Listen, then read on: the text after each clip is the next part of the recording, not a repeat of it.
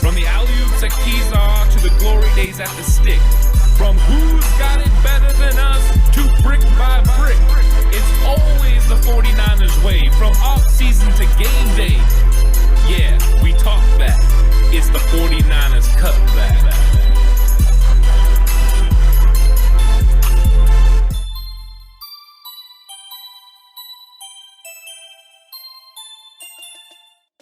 It's 49ers Cutback Podcast time, and you know we had to come with a big guest, and it doesn't get much bigger than this. Not at all. Ladies and gentlemen, please welcome Mr. John Chapman from the Rush Podcast. John, how you doing, sir? Man, I'm doing incredible. It is an absolute pleasure to be with you guys. And man, let me just say this. I love what you guys do. I love what you put out. I cannot believe that subscriber number is where it is. It should be. You need to have a couple more zeros with what you guys do. So anything that I could do, that number needs to go up. You guys do a hell of a show. So just glad to be here, man. Thanks, John. Really appreciate it. Absolutely. I know I'm excited about this because I just want to talk football, and I love talking football with other guys that know a lot about football and a lot about 49ers football. So that's why I'm so excited for this episode. I can't wait to get into all the ins and outs of the 49ers because that's what we love to do. Man, for sure. I mean, nothing we like more than this, especially you, man. You've been around the scene for forever. You've been covering this team forever. We love the video breakdowns that you do. And one of the first guys, we actually just did a video breakdown on him, and it actually did pretty well view-wise. It was on Jalen Hurd. Mm-hmm. How do you feel about this guy? What do you think about Jalen Hurd? I know he hasn't been able to stay healthy, but John, I feel we're gonna have some differences on this one. But how do you feel about him? Okay, we're going straight for the heart on this one. Oh, yeah. That's okay. I'm laying it on the line, guys. You got to lead with what you got. I love Jalen Hurd. I absolutely love this guy. And, if we just go back to pre-draft rankings, I put out a draft book every year before the draft and, rank hundreds of prospects and all those things. And this is kind of crazy because I love Debo. I really do like Debo. But in my pre-draft rankings, I had Jalen Hurd one spot ahead of Debo. And again, I think I had Debo number 6, and I think I had Jalen Hurd number 5 on my draft rankings that year. I really, really, really like this kid. Now, when we draft him, obviously everything goes bad really quick, but yeah, he is exactly what Kyle Shanahan wants. He wants that big slot wide receiver to create mismatches. He's all about mismatches, and Jalen Hurd can do that to a T. The problem he can't do is run because he's broken, Mr. Glass all the time. And I'm hoping, here's the law of averages says eventually we're going to be right. And maybe this is the year. And if he is healthy, it solves the biggest problem on the 49ers roster currently. And that's that wide receiver 3 spot.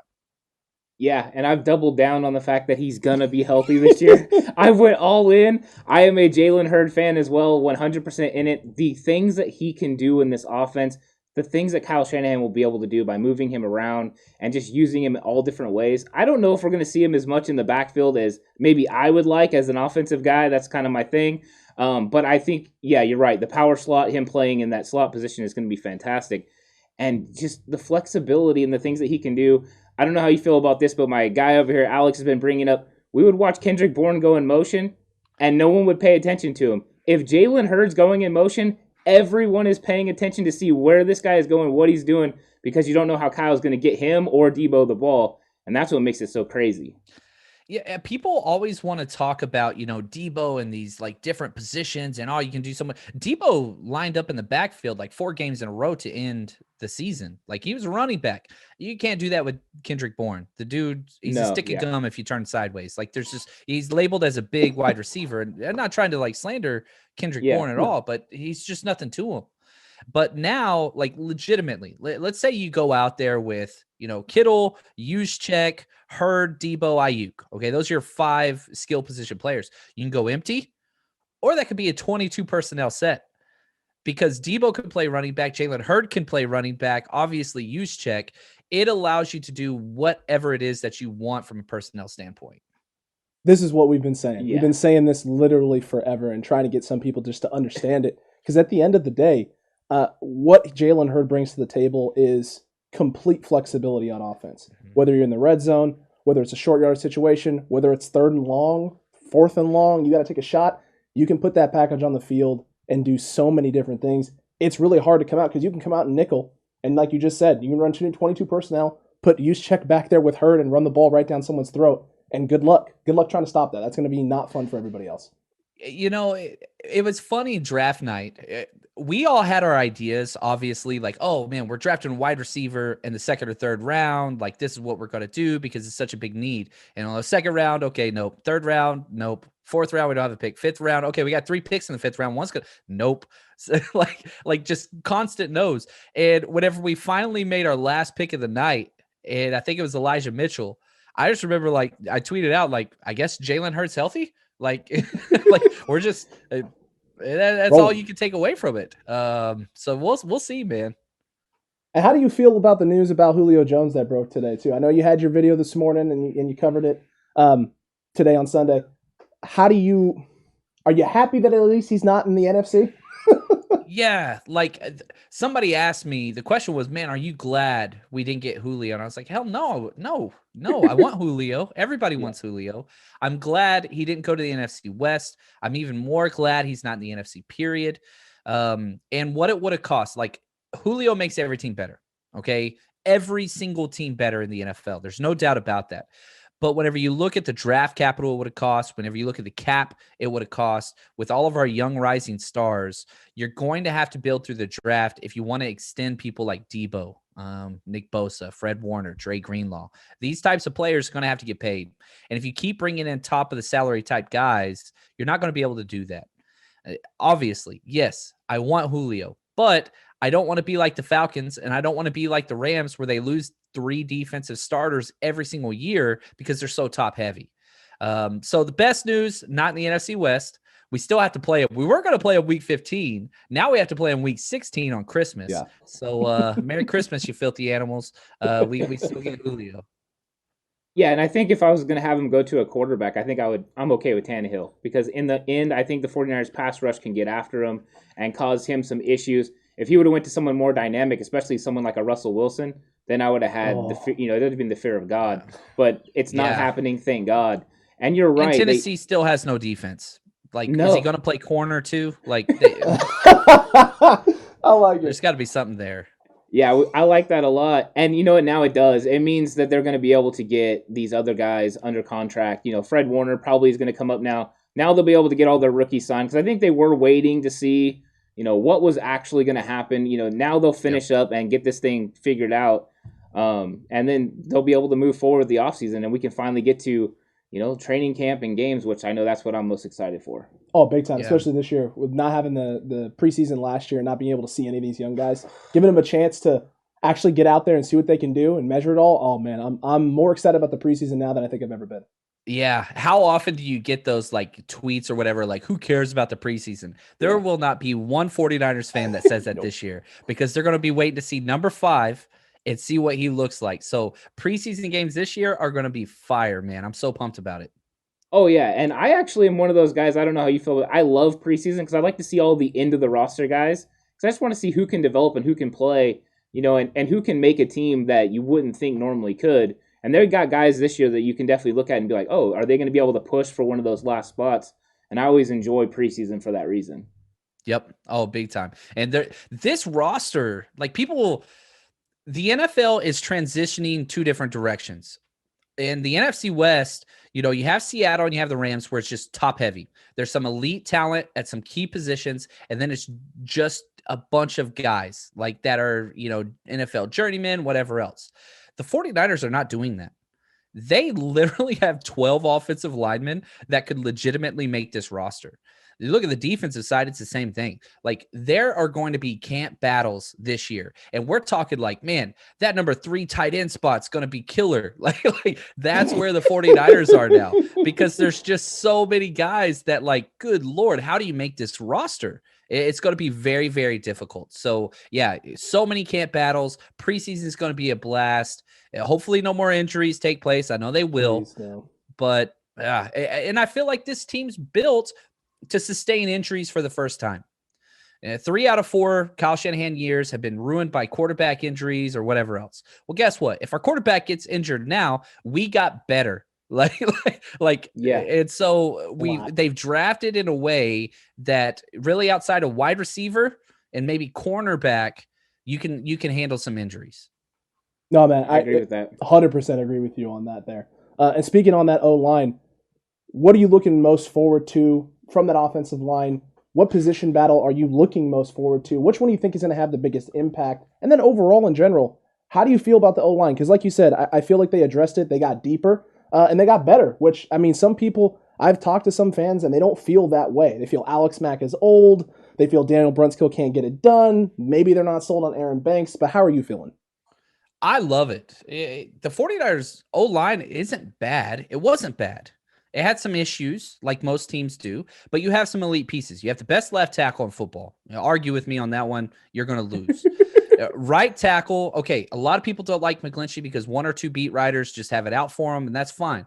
The dude was the highest graded run blocking tackle, left tackle and right tackle in the entire NFL. He had a better grade than Trent Williams. Now, I know it's not all about PFF grades and all those things, but trust me, he's a good right tackle. Does he have a couple mess ups every game? Yes. He's added some size. Let's see if that goes. But still, like, I forget which podcast I was listening to. I don't know. It's one of the draft podcasts. They were going around creating NFC West teams. Like, you go through the roster, pick the best, whatever.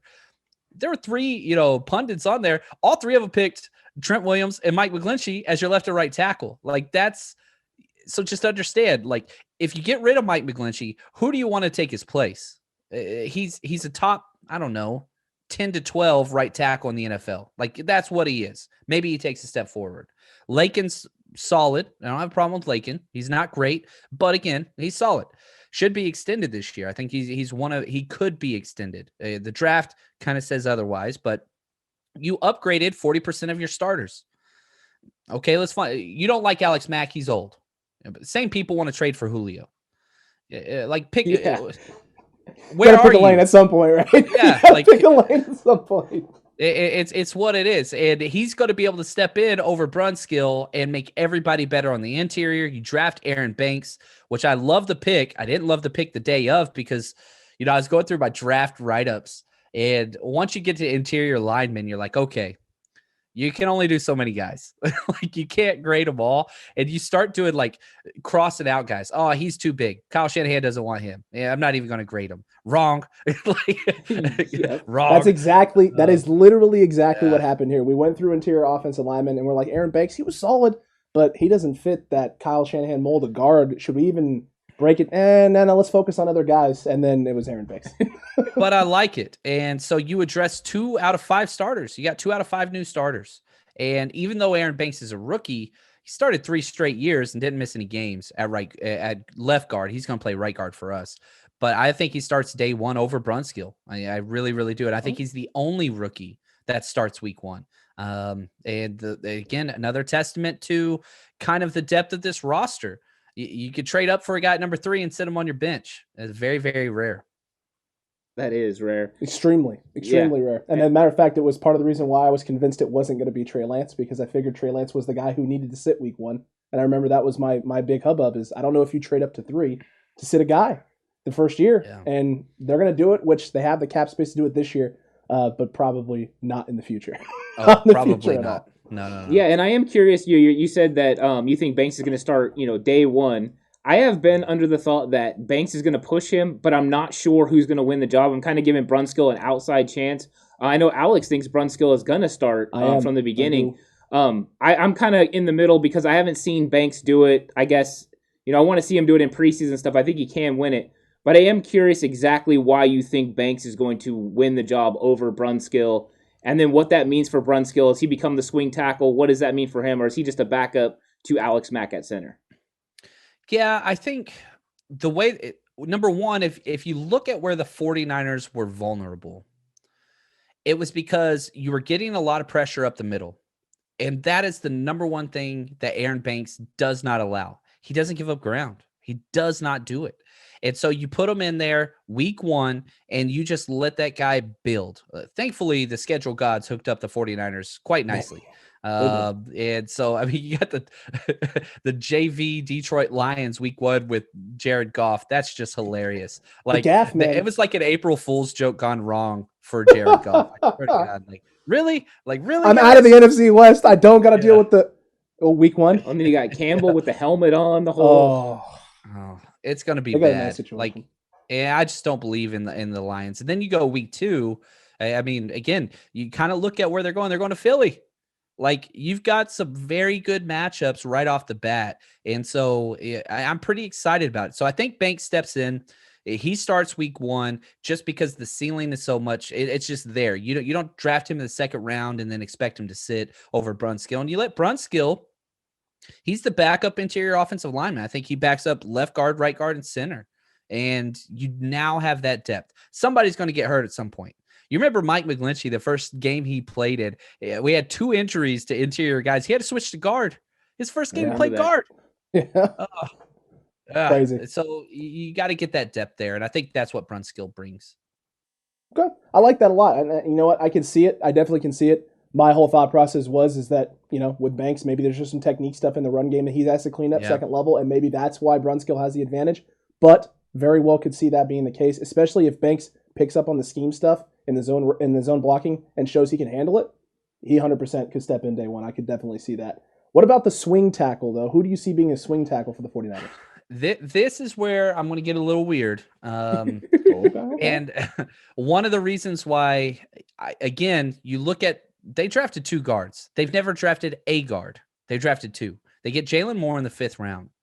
And I think a big reason why they did that, if you go back to the 2019 draft class, Joe Staley retires. Nobody knows about anything. Okay. We finally get the trade worked out for Trent Williams before we even know Joe Staley retired. Then they come out and they draft Colton McKivitz. And John Lynch lets it slip that, if we didn't get, Trent Williams, we were going to draft Colton McKivitz to compete for that left tackle spot in the 4th round or 4th or 5th round. I don't remember exactly where it was. But they played him at guard this year because there was a need there. I think he goes back to where he should be, and that's tackle. And so you've got this 3-horse race, and, man, it's going to be deep. Yeah, Sean Coleman, who they like a lot, had the injury and then opted out. You've got Justin School, who's been the guy there, and now you got Colton McKivitz. I'm betting on Colton McKivitz to win that job. I think that's where he should play. But we'll have to see. I love his attitude and the nastiness to it. Justin School came in last year against the Packers. I don't know if you remember. That was the COVID game where we lost everybody. The bonanza. That was awful. It was bad. So I'm hoping that Colton McKivitz kind of gets the win there. And it seemed like Justin School in 2019 kind of showed, that he was capable when he had to play in 2019, and then all of a sudden it was like he kind of fell off. And I remember they even moved Brunskill over there for a little bit. Just trying to figure out, what to do with him. I think you're right. McKivitz plays with more of an anger and more of a hostility when he's playing.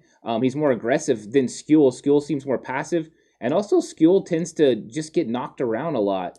He gets off balance. And I keep waiting for him to get bigger, and he's just not. So I think you're right. I think McKivitz is the better option there. As far as Coleman goes, I just think he's kind of more on the outside looking in because I do think they would favor the other 2 guys. But I do like McKivitz. You're right. He has really solid technique. And I thought for a minute he was going to push last year to be the guard, and he just didn't perform the way I think we were all hoping. But that's a lot to ask of a rookie, especially somebody that they got in the 5th. But you're right. Lynch did say they had a way higher grade than a 5th round on him. Yeah, it's just not where he belongs. Like, that's just not his build. Yeah. You watch his what he did. I thought center or tackle. That's where McKivitz needed to play. I hated guard for him, but you watch his film at West Virginia, which was hilarious because he just loves to punch people after the whistle. It's kind of fun. I like guys like that, especially on the O-line. Definitely on the O-line. That's my favorite part. Yeah. You want that little bit of a bully mentality, right? Just a little bit. Not too much, but I love the bully mentality. I think that's what Banks is going to bring. Yeah. I think he's going to add to that is that kind of that extra bully mentality, and also with our guy at right tackle McGlinchey. He's also going to be bringing a bully mentality, which is why I love him so much because of the run blocking. Yeah, I can deal with it as soon as the play action. I don't know, John. Once they get the run game going and the play action going, it's going to be easier for McGlinchey to block because then he doesn't have to do a straight kick slide and drop back and take these defensive ends one-on-one. They can slide, protect, move the pocket and all that. It just benefits him. And then you add in a mobile quarterback eventually to that, and Yep. it just, good times ahead for 49ers fans. That is for sure. Yeah. That is for sure. I want to go off topic here a little bit because I think you and I share a very, very fond spot for 49ers wide receiver Brandon Ayuk. That kid is good. Thank you. I was wrong. Okay, let's start there. I was not as high on Brandon Ayuk because I hate the system that they run at Arizona State. I can't stand it for wide receivers. I don't like it at all. I didn't like N'Keal Harry coming out. I was right on that one, but I was way wrong on Brandon Ayuk, and it didn't take long at all to see what he brought to the table. And man, just think about all the craziness that Brandon Ayuk is causing, okay? Because it came out, the Packers were trying to trade up for Brandon Ayuk as well, and we beat them to the punch. They would have got Brandon Ayuk, and that would have been there with Aaron Rodgers. He would have been happy. He would have been in OTAs. Everything would have been merry and sunshine there in Green Bay. Well, the sun doesn't shine there, but whatever else. Everything would have been great. Instead, they got Jordan Love, a pissed off Aaron Rodgers, and now their franchise is about to fall apart. And I'm not even a little bit upset. But power of Brandon Ayuk. I'm telling you, man, I love this guy. I think that people miss the greatness that he brought his rookie year because of Justin Jefferson kind of went off and had his year. And you got to give him props. What he did was bananas. But golly, Brandon Ayuk is that damn good. He has the potential to be a top 10 wide receiver in this league. And I don't think there's any doubt who the number one wide receiver on this team is currently. I like that a lot because there are going to be people who try and argue with you on that, John. But the way this man runs routes coming in as a rookie is absolutely incredible. It's the thing that kind of blew my mind the first game I saw him play. How clean they are, how crisp they are, how creative he is as a rookie coming in. Some of the ways that he gets open just blew my mind, man. He's so good. He's so good. I can't wait to see him take the top off the defense a little bit more this year, and hopefully Jalen Hurd can get on the field and stay healthy as well, because if Jalen Hurd's out there occupying one side of the field, getting deep routes, getting vertical, and you can put Ayuk in space one-on-one, Jimmy has a little more time because the O-line's healthy, a couple more deep shots, maybe just a few 50-50 balls. I'm not asking for a lot, just a few. Just give the man a chance. Imagine a quarterback throwing it more than 25 yards. A few times again. Nice. Just a few more times. I think that's coming, but is it coming in 2022? I think that's probably where it's going to actually happen. I think Jimmy, as long as he plays good, this is his year. Yeah, and he will play good. Like he's got the supporting cast around him. He's going to be good. 49ers going to win a lot of games. I like it. And then hopefully we get a Super Bowl and we get a nice big fat trade package for Jimmy and recoup some of that Trey Lance trade package. Just a little bit. There you go. Not too much. Just enough. One of the last things we want to talk to you about was Jeff Wilson Jr.'s injury. That news breaking and what impact that has not only on the running back room, but this offense. It's huge. If you look at last year, the leading rusher on the team, touchdowns, like you name it, he was the guy. And he was kind of going to be that 1B. We draft Trey Sermon and we draft Elijah Mitchell. You sign, Wayne Gallman, and you're like, okay, we're bolstering this running back room. Well, the hit's already started, and so he's going to be out for a minute. Meniscus tear. He's going to be on the PUP list. Good thing is it happened at the facility, or at least as much as we know. So he's going to get paid. That's important. But this pushes Trey Sermon immediately into starter snaps. I don't think he starts, right? It's going to be Raheem Mostert. It's going to be the first one out there. But if you're asking me who's going to lead the team in carries, Trey Sermon's got to be at the forefront of that list. Raheem Mostert cannot handle more than 7 to 10 carries a game. Even then, I'm like, man, let's back it down a little bit. I think you work in some other guys as well. But Trey Sermon is built for this. This is why you traded up from the 4th round to the 3rd round with the division opponent to go get this guy. That's how much you liked him. You believe in him. So Bobby Turner gets his hands on him. I think he's going to be in there. I fully expect Trey Sermon to lead the team in carries. I like that a lot. That's different than I think a lot of people are thinking out there, because a lot of people in 49ers land think he's going to get more of a look and more of a run now. But I don't know if they're on that boat, John. So that's something for people to be watching and keeping an eye on. how many touches is this kid carrying, and what is he doing with those touches? Because if he starts taking off and starts having Jeff Wilson-like numbers, he could run away with the backfield and the touches. Yeah, and with Wilson, go ahead. With Wilson being kind of out now, do you think Gallman is gonna have a real shot at making this team, or is it just a foregone conclusion now with him being on the PUP that Gallman's on the roster with Elijah Mitchell and Trey Sermon and Raheem Mostert, or just JaMychal Hasty still have a chance? I think Hasty has a chance. I'm a big Hasty guy, but he needs help. I think Elijah Mitchell, Trey Sermon, they're locks. Okay. So if there is a battle to be had there, it's between Gallman and Hasty, but I think Gallman has the upper hand. I mean, that dude he did it all for the Giants. They were a bad team, but he could do it all out of the backfield, pass protection, run between tackles, outside, all those. He could do it all. But the problem is this, and Kyle Shanahan alluded to this in one of the press conferences. Every year we've been here, we've had 4 injuries. That's just at the running back position. It's just happened. And so worst case is Hasty goes back to the practice squad. Maybe somebody picks him up. I think somebody would. I think the Falcons would pick him up personally. But that would be the ideal role. I'm a big Hasty fan. I really want to keep him on this team. I think he has so much upside. He was electrifying whenever the few carries he got before he got hurt. But he's got an uphill battle. I think Gallman will win that one if everybody stays healthy. But I don't know, man. I don't want to write off Hasty. Yeah, I think that's how we're looking at it too, because we really like Hasty too.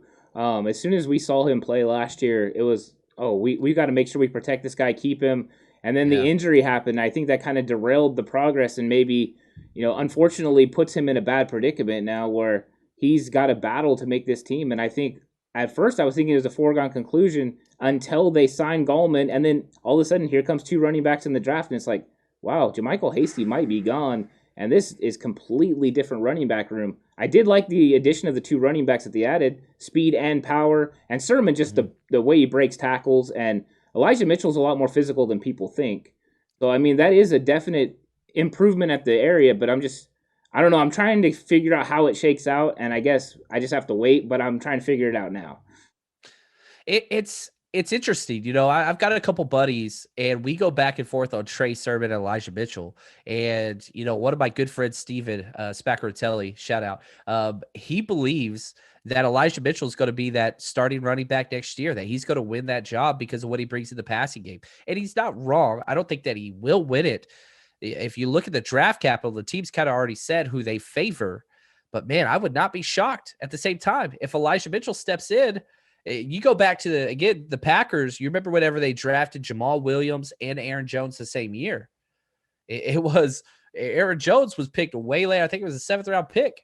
He came in and took that job over. Like, it can happen. There's going to be competition there. And Elijah Mitchell has a lot of talent. He hasn't played against elite level competition. So we're going to have to see how that looks. But man, you fast forward to 2022, our top 2 running backs are going to be Trey Sermon, Elijah Mitchell, maybe Jeff Wilson. And he's not under contract yet for another year, but you kind of have that foundation built. So we'll have to see how it shakes out. When you're watching Mitchell, do you think that it translates, that 4.33 that he got at his pro day actually translates on the field? He looks maybe a 4.4 guy on film when we watched it, but we still think he has enough elite speed. But I was curious what you thought, if that speed is there, if he's an actual 4.3 guy like Raheem, or if he's actually just a step slower. I went through and I watched his 2 games against Power 5 conferences. He played against Alabama 2 years ago, and then he played against Iowa State. Yeah, Iowa State this year, and beat Iowa State in the first game of the year. And, whenever I'm typing my notes in my draft write-ups, like, what do I see? Like, what am I going to keep typing? Like if I see speed a lot, then I just keep hitting that speed thing. I didn't see it near as much as, what the clock showed.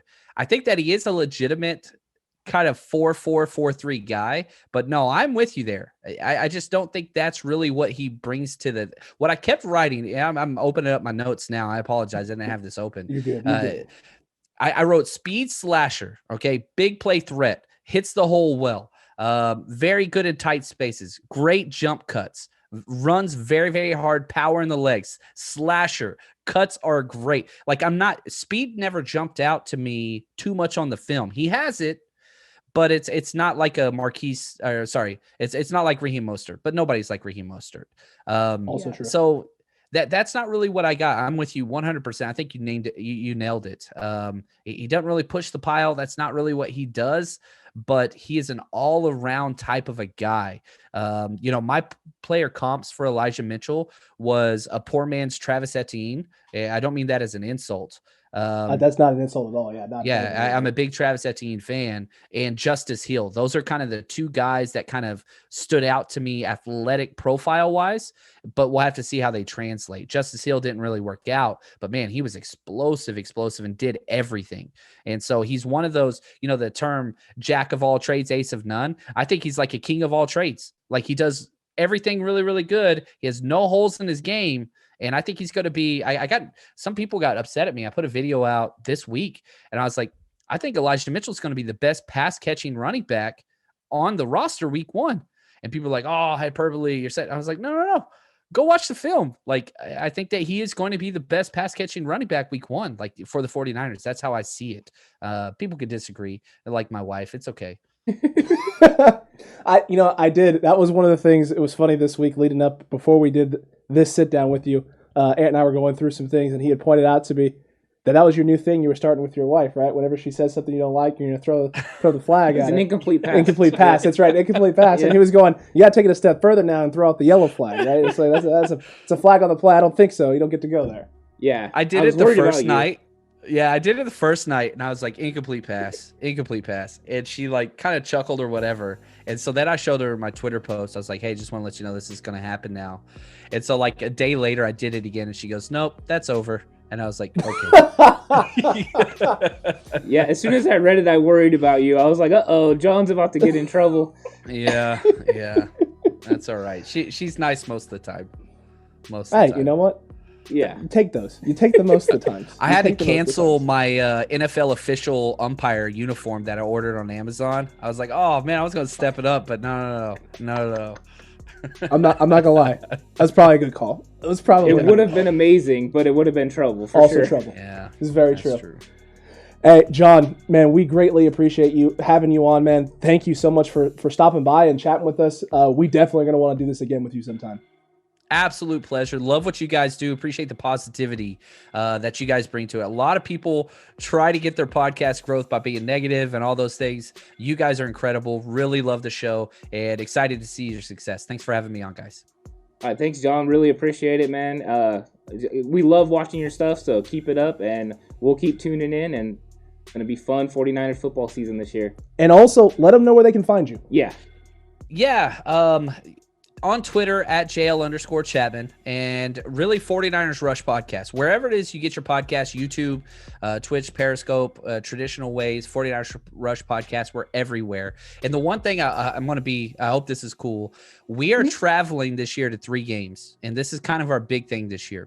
We're going to Chicago, Philly, and Los Angeles. And so what we're doing is throwing basically a huge party the night before with nothing but 49ers fans in, these away games. So if you want to come check that out, party with us, 49ersrushroadtrip.com. You can buy tickets to the party. And on top of that, we got discounted rates to hotels right next to the stadiums in all those cities, just to save people money. So we're going to stay at the same hotel, party, all that kind of stuff. Again, that's 49ersrushroadtrip.com. Check that out. Big project, a lot of time going into it, but I think it's going to be worth it. Yeah, everyone awesome. Check that out for sure. Definitely. Yeah, check that out. Hit that subscribe button to John. Don't forget to hit that subscribe button for us. Like he said, help us bump those numbers up, get those zeros up as well. John, man, we really appreciate it. 49ers fans, we hope you enjoyed the discussion. And until next time, stay safe. And remember, the right way is always the 49ers way.